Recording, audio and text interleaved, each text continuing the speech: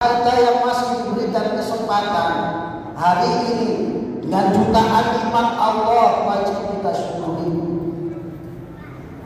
Oleh karena itu, dengan rasa syukur yang berbahagia, saya khotib ingin menyampaikan kepada para jamaah semua, selamat Hari Raya Idul Fitri 1444 Hijriah. Semoga semua amal ibadah kita di bulan suci Ramadan kemarin diterima oleh Allah Subhanahu wa Ta'ala, dan kita beserta keluarga kita pun mendapatkan Lailatul Qadar dari Allah Subhanahu wa Ta'ala. Amin ya rabbal alamin. Salawat serta salam marilah sama-sama kita sampaikan kepada junjungan Nabi besar kita Nabi Muhammad sallallahu alaihi wasallam. Semoga dengan salawat yang terus-menerus kita dan keluarga kita nanti di hari kiamat bisa mendapatkan syafaatul uzma dari Nabi kita, Nabi yang sangat kita rindukan kita berjumpa dengannya, sehingga dengan syafaat beliau kita bisa masuk ke dalam surganya Allah Subhanahu wa Ta'ala. Amin ya rabbal alamin. Selanjutnya saya Al-Fakir berwasiat kepada diri kami sendiri dan kepada jamaah umumnya untuk selalu meningkatkan ketakwaan kita kepada Allah Subhanahu wa Ta'ala, karena hanya dengan takwalah kita bisa meraih kebahagiaan dan kemenangan baik di dunia maupun di akhirat.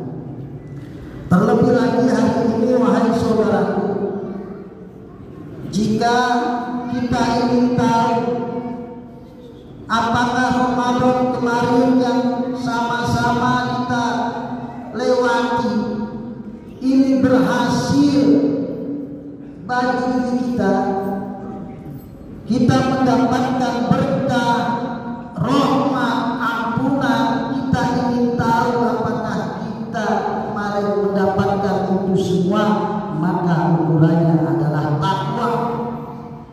Karena tujuan puasa Ramadan adalah la'allakum tattaqun, agar kita bertakwa kepada Allah Subhanahu wa Ta'ala. Dengan demikian, maka tidak ada yang pantas saya sampaikan pada kesempatan hari ini kecuali berpesan kepada diri saya sendiri dan jamaah umumnya untuk meningkatkan ketakwaan, dan tema yang kami usung pada khutbah Hari Raya Idul Fitri ini adalah menjaga kemenangan dengan melestarikan nilai-nilai ketakwaan, meningkatkan kesolehan pribadi dan kesolehan sosial masyarakat. Allahu Akbar, Allahu Akbar, Allahu Akbar, walillahil hamd. Hari ini merupakan kemenangan bagi kita, wahai saudaraku. Kemenangan ini diabadikan oleh Allah dalam surat Al-A'la yang tadi saya baca. A'udzubillahi minasyaitonir rajim. Bismillahirrahmanirrahim. Qad aflaha man tazakka wa dzakara isma rabbih fasalla. Hampir semua ahli tafsir mengatakan bahwa ayat ini peruntukan bagi kita umat Islam yang sudah selesai melaksanakan bulan suci Ramadan. Qad aflaha man tazakka. Sungguh benar-benar beruntung orang yang membersihkan diri selama sebulan penuh. Kita kikis habis sifat-sifat buruk kita, sifat sombong kita habiskan, sehingga di bulan puasa kita tidak berani jelek-jelekin orang, gibah, gosip, fitnah, ngatain orang, karena kita khawatir puasa kita tidak diterima oleh Allah. Ini merupakan pengikisan dari sifat sombong kita. Kemudian sifat munafik kita pun kita hilangkan, sehingga ketika kita berpuasa kita tidak berani berkata bohong. Bahkan kepada diri sendiri pun orang lain tidak tahu kita makan, tapi kita tidak berani makan diam-diam berdiam karena khawatir Allah murka kepada kita.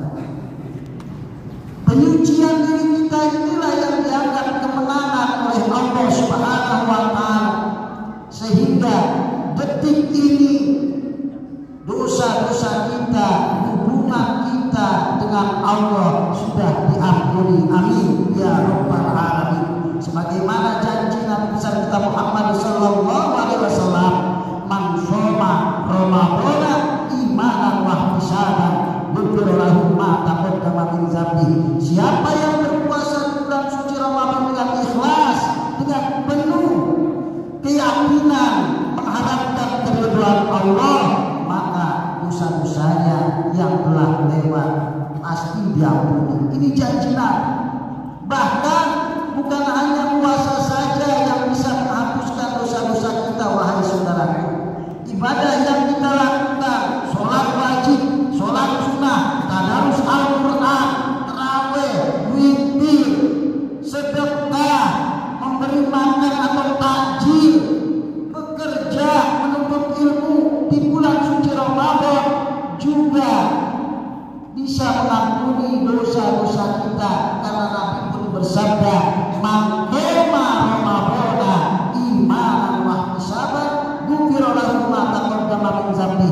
Siapa yang beribadah kepada Allah, khususnya sholat malam yaitu sholat tarawih, maka dosa-dosanya pun akan diampuni oleh Allah. Namun suatu problem buat kita, wahai saudaraku, ketika saat ini kita sudah diampuni oleh Allah, apakah kita mau diri kita yang sudah bersih ini dikotori lagi dengan perbuatan kita sendiri? Apakah kita mau berdosa lagi? Apakah kita mau gosip lagi, bohong lagi, meninggalkan sholat lagi? Tentu kita tidak mau. Oleh karena itu, faktor ketakwaan inilah yang harusnya kita lestarikan dengan meningkatkan kesolehan pribadi kita. Yang kemarin bisa hatam Al-Quran selama bulan Ramadan, kita tingkatkan lagi bulan Syawal, insya Allah kita bisa melakukan. Yang kemarin kita bisa menahan diri dengan puasa wajib, maka nanti di bulan Syawal ini ada puasa sunnah 6 hari yang pahalanya kata Nabi sama seperti puasa selama setahun.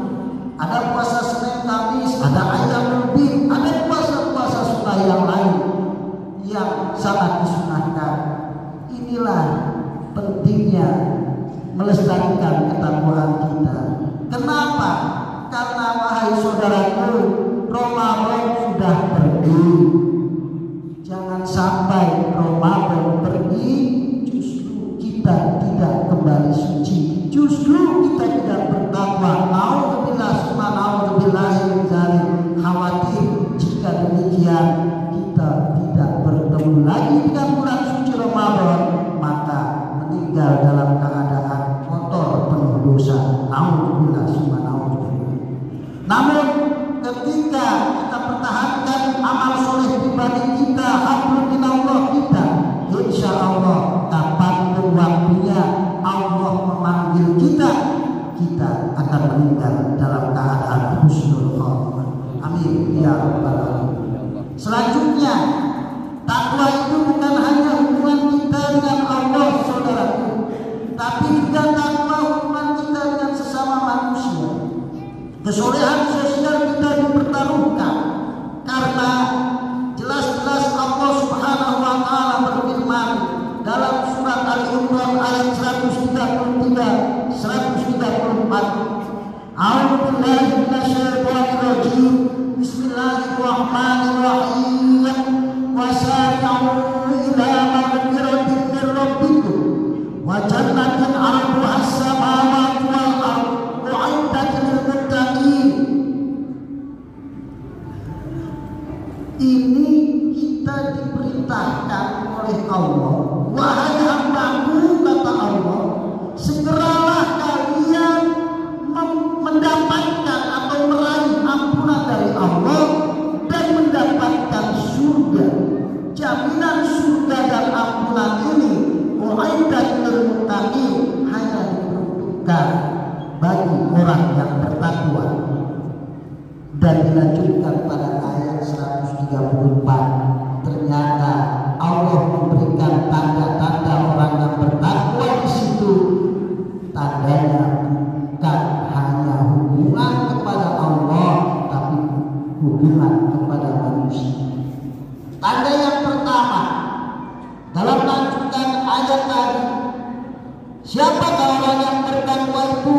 Allazina yunfiquna fis-sarra'i wad-dharra, orang-orang yang menyisakan hartanya untuk kemaslahatan agama Allah Subhanahu wa Ta'ala, mau menafkahkan atau menginfakkan sebagian hartanya baik dalam keadaan susah ataupun dalam keadaan senang.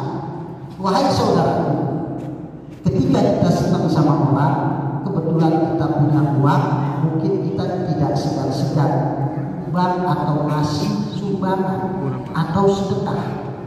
Tapi ketika hati kita sudah tidak suka sama orang, jangankan gak banyak uang, punya uang pun kita enggak ngasih mereka. Ngapain saya ngasih dia? Dia yang langsung bagus sama kita, dia yang jahat sama kita. Padahal tanda orang yang bertakwa kata Allah, mau dia lagi senang, mau dia lagi susah, mau dia lagi hatinya senang sama orang yang dikasih ataupun gak suka sama yang dikasih, tetap menginfakkan hartanya. Dan banyak yang salah kaprah para saudara. Mereka sedekah raktir teman-teman yang teman-temannya ini bisa jadi tidak membutuhkan.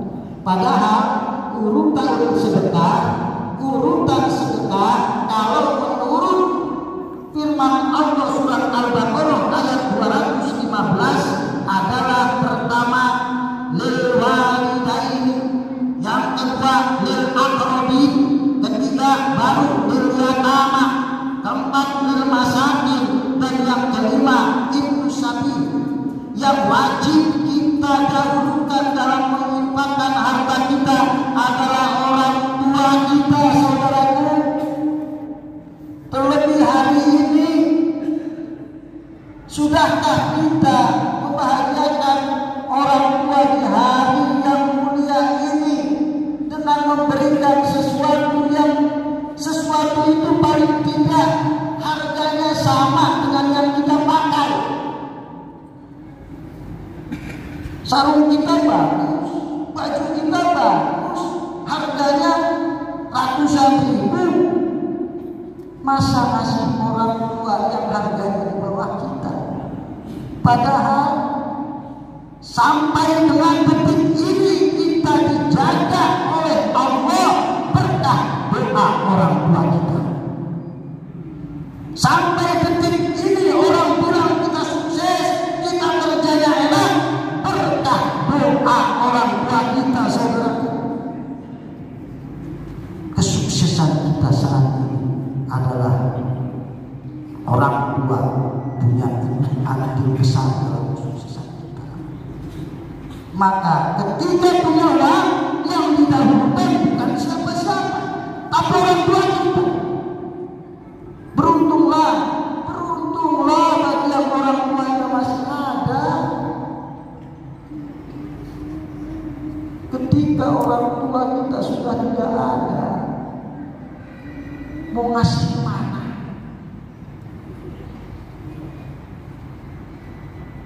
Sedekah ke masjid, ke musola yang pahalanya dikasih sama orang tua, nyampe pahalanya.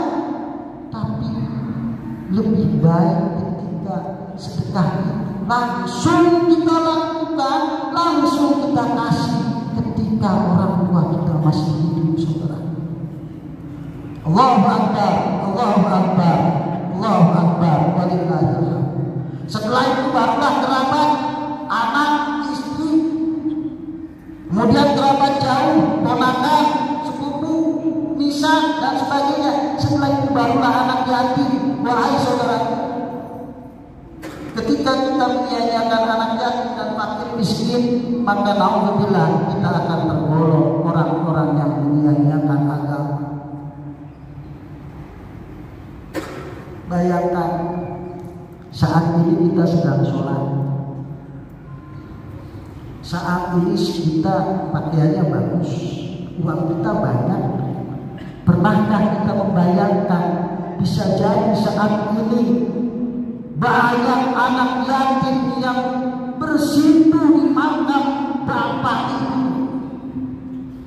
Mereka menangis, menjerit, teriak, ayah, ibu, saya tidak bisa ikut sholat, ayah, saya malu, baju saya jelek, ayah, saya lapar, ayah, ibu, saya betul begini, mau mandi, tidak ada yang beliin sabun. Mereka menangis. Maka wajar seandainya Nabi kita Muhammad SAW sangat menyanjung dan memuliakan orang-orang yang menanggung penderitaan anak yatim, sehingga beliau Nabi berkata, ana wa kafirul yatim hakadha fil jannah. Saya dan orang yang menanggung kebutuhan anak yatim pasti seperti dua jari ini, jari tengah dan telunjuk di dalam surganya Allah Subhanahu wa ta'ala. Di masjid ini ada dana khusus anak yatim. Ayo sama-sama kita sisakan harta kita untuk memberikan anak yatim, karena jangan sampai naudzubillah kita dibilang pendusta agama oleh Allah Subhanahu wa ta'ala. Dan tanda yang kedua, orang yang bertakwa adalah al-kafirinal ghaiz, menahan hawa nafsu, menahan amarah. Marah itu memang manusiawi, tapi jangan diubah, karena ketika kita marah diubah, yang ada kita bohongin orang, fitnah orang, tipu orang, gosipin, cari-cari kejelekan orang lain, ngomelin orang. Akhirnya dosanya pun bertambah.